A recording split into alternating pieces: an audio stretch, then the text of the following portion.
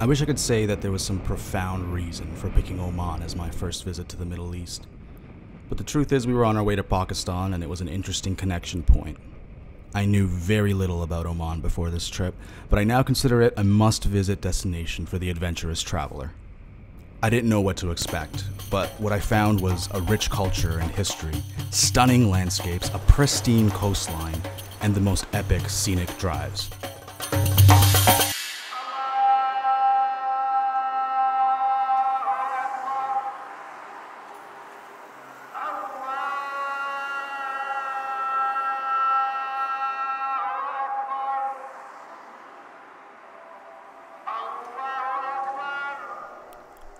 Our first stop was a visit to the Mutra Souk, the center of commerce in Oman. At least it was until oil was discovered. If you remember one of my early videos from Mombasa in Kenya, this is giving me a lot of those same kind of vibes. Old streets, tight little alleys, and it's no surprise because that part of the world was once ruled by this part of the world. And at one point, the Sultanate of Oman owned and controlled a lot of the eastern coast of Africa.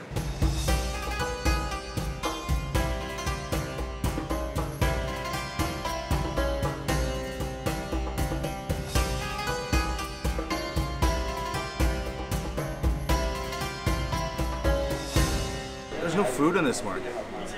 That's like an important element of a market that this market doesn't have.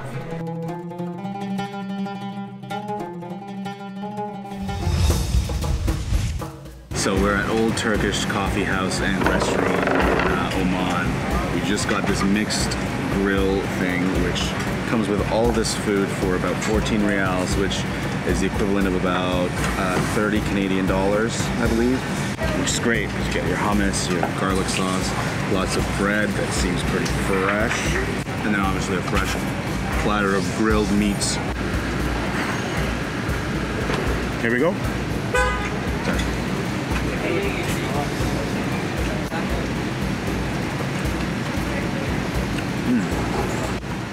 Yeah, it's pretty good.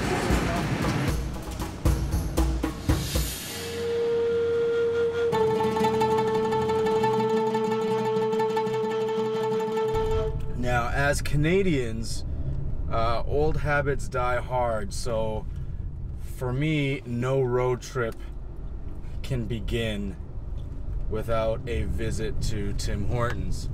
And, you know, when you have that opportunity, you take it every time, especially when that opportunity is in this, like, desert heat and you have the opportunity to have an ice cap. My God. If you're Canadian, you know. Let's just give it a try, make sure it's close enough. The ratios are a little off. So if Mr. Tim Horton, for future training of your Omani employees, just let him know that the mixture is just a little bit off. I needed to savor every last drop because there would be no iced cappuccinos where we were going.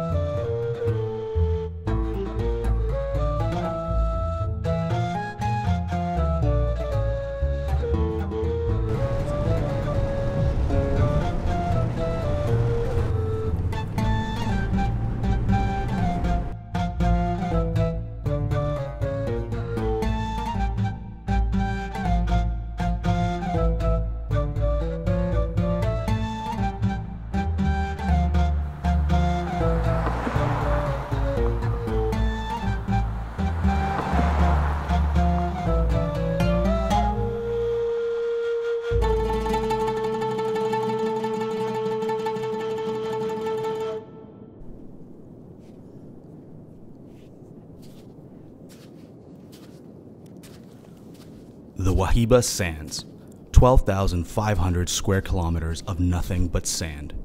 More than anything else, this is why I came to Oman, to hear the deafening silence of the desert.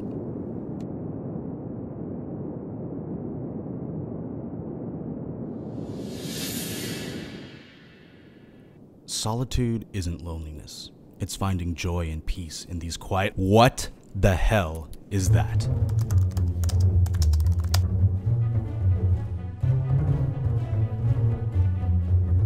Okay, so not poisonous. I still had no interest in hanging around anywhere near something that looks like that. So I walked out into the dunes.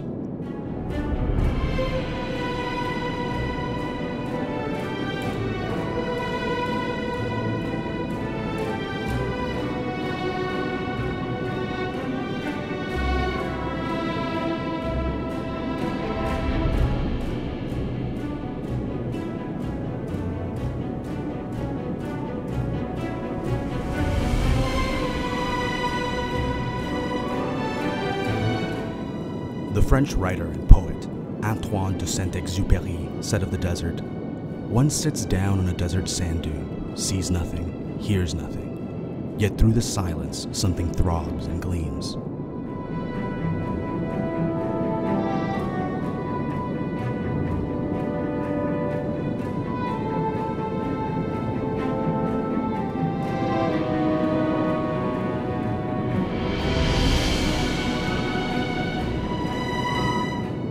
But I feel the desert trying to erase me. It doesn't know or care who I am, only that I don't belong here.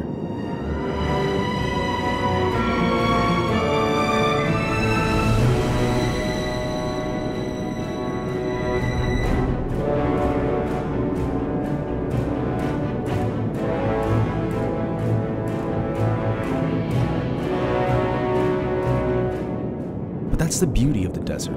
The humbling feeling of how small I actually am.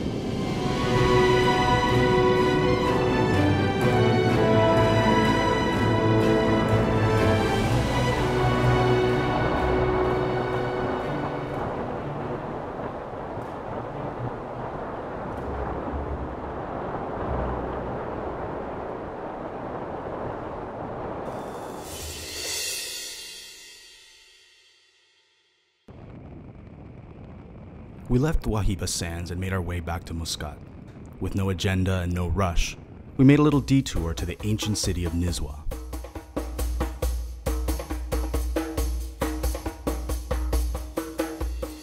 Nizwa was once the center of Omani trade, culture, and education.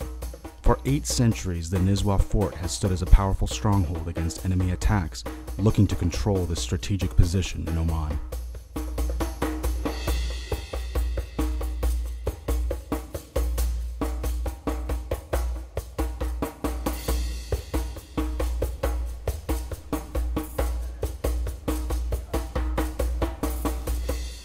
This says subscribe, and this one says share and leave a comment below. I promise you that's what that says. Don't look that up, but that's what it says.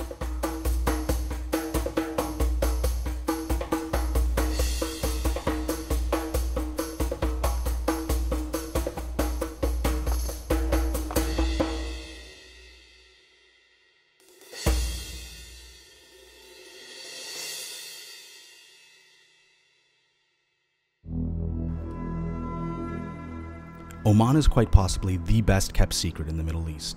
It's safe, modern, full of adventure, culture, and history. I spent the last day here exploring the centerpiece of modern Muscat, the Sultan Caboose Grand Mosque. The impressive structure is made of 300,000 tons of Indian sandstone and has a total capacity of 20,000 worshippers. The chandelier in the main hall contains 600,000 crystals. It is objectively the most beautiful light fixture I have ever seen.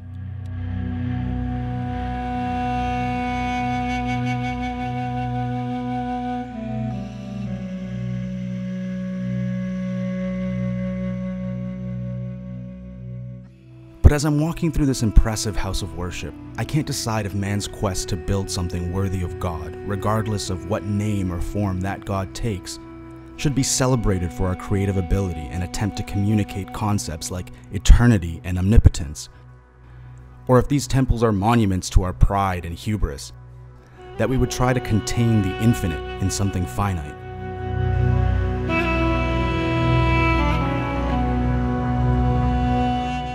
While the Grand Mosque rivals some of the world's greatest places of worship in scale, ambition, and execution, if you believe in a divine creator, then nothing made by human hands could ever compare to the jagged mountains and rolling sand dunes of Oman.